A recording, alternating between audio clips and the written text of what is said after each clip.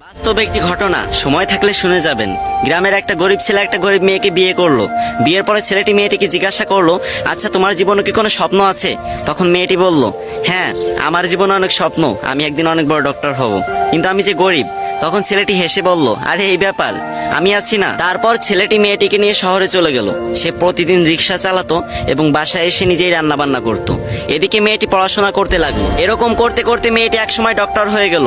ছেলেটি এই খবর শুনে খুশিতে আত্মহারা হয়ে গেল এবং সে সেই ছেঁড়া কাপড় পরেই মেয়েটির সাথে দেখা করতে চলে গেল। মেয়েটি যখন তার বন্ধু বান্ধব নিয়ে কলেজ থেকে বের হচ্ছিল, তখন ছেলেটি সবার সামনে গিয়ে মেয়েটিকে বলল, জানো আজকে না আমি অনেক খুশি, আজকে তুমি ডাক্তার হতে পেরেছো। তখন মেয়েটির বান্ধবীরা জিজ্ঞাসা করলো, এই এ কে রে?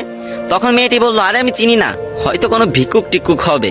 তখন ছেলেটি মন থেকে অনেক কষ্ট পেল। ছেলেটির চোখে পানি চলে আসলো এবং সে বলল, তুমি ঠিকই বলেছো, তুমি জানো আমি তোমার পরীক্ষার টাকা জোগাড় করতে গিয়ে ভিক্ষা পর্যন্ত করেছি।